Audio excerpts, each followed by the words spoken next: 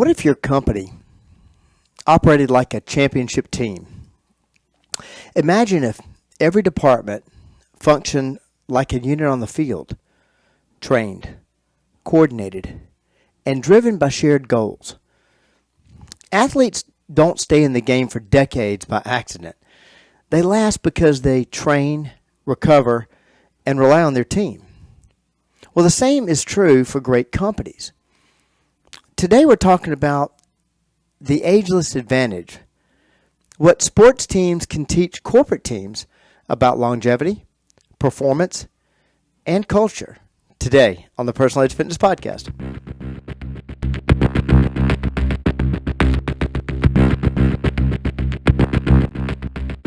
Hey, good day, and welcome to the Personal Edge Fitness Podcast. I'm your host, Garrett Williamson, president of Personal Edge Fitness. Thank you so much for joining me today. Now, if you're enjoying this podcast, please like, share, and subscribe. And remember, you can always reach out to us at 251-278-3343 or online at personaledgefitness.com. My email address is Garrett, Garrett, at personaledgefitness.com. You can also find us on Facebook and Instagram, both Personal Edge Fitness. Hit me up on X at Team PE if you're so inclined. Now let's talk about why the lessons that keep athletes competing for decades are the same ones that keep businesses thriving for generations. I've worked with athletes and executives for years. I'm 35 years in this business now, and one truth always stands out. Performance is culture.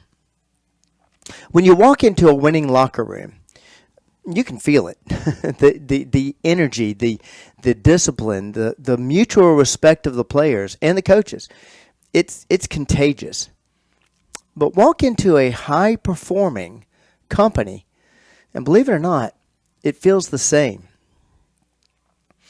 And this is backed up by research. A 2022 Harvard Business Review analysis found that organizations with cohesive cultures and shared wellness values outperform competitors by 33% in profitability and 22% in productivity. Now, if you have a company, wouldn't you like to be 33% ahead of your competition in profitability and 22% ahead in productivity? Well, it's the same concept that drives elite teams. Clarity, accountability, and care for one another's well-being. Because let's face it, nobody wins championships with burnout, isolation, or poor conditioning. And no company thrives with those same issues. Athletes don't just show up on game day and expect to perform. They practice daily, refining fundamentals, conditioning, and recovery. The same principles applies to corporate longevity. A 2023 Stanford Graduate School of Business study found that companies that integrate wellness programs and consistent performance reviews, not just annual ones, had 40% higher long-term retention and more sustainable productivity. Think about that. Consistency beats intensity. We see that all the time. It's not the once-a-year health fair or the big January challenge that builds results. It's the daily rhythm of wellness. Athletes train to stay ready, not get ready.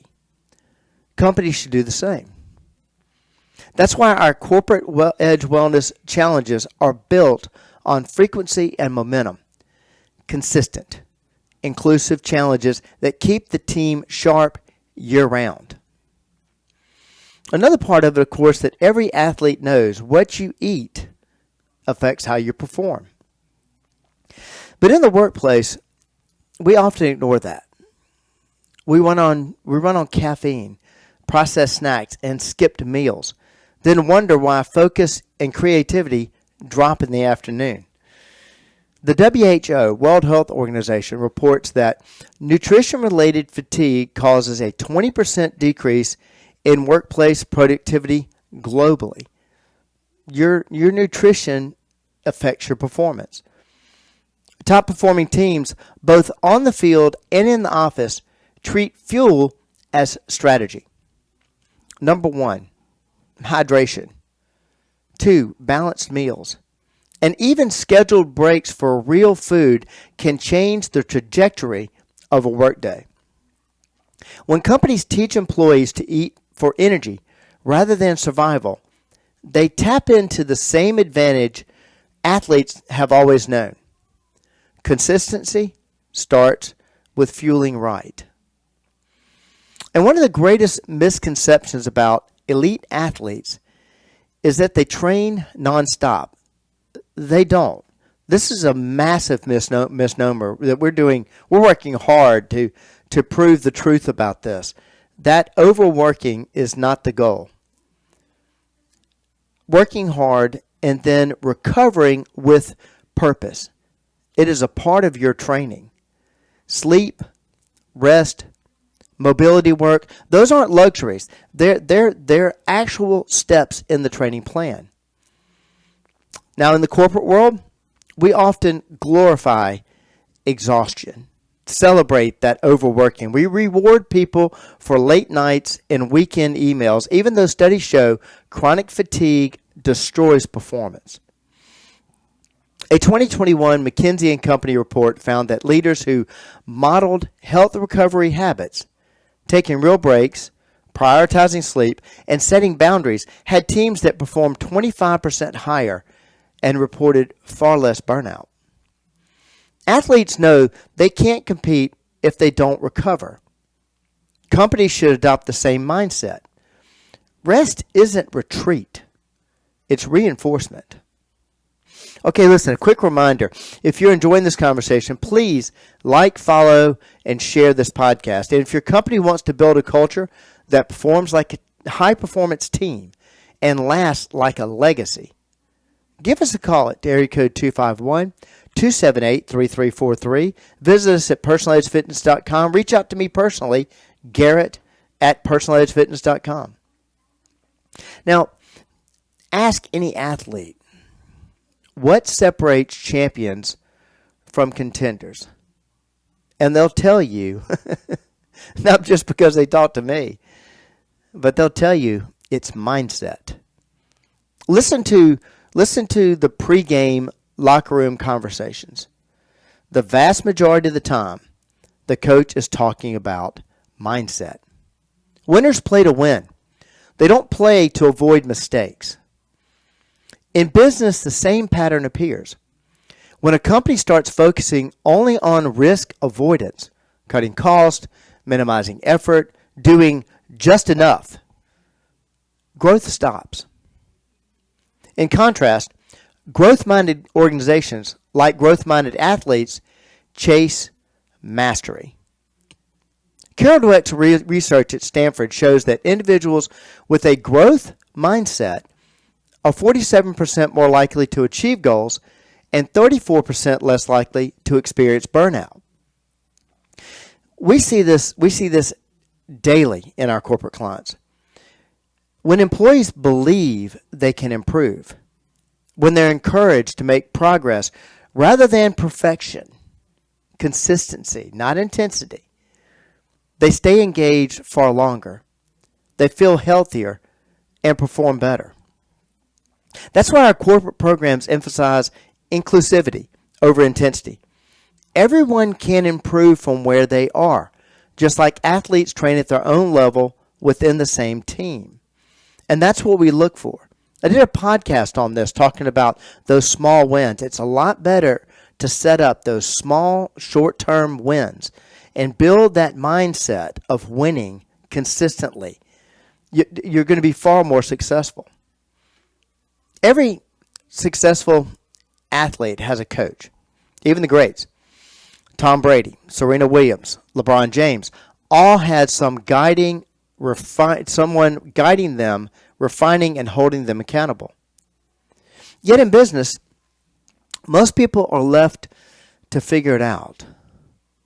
I want them to work completely autonomous.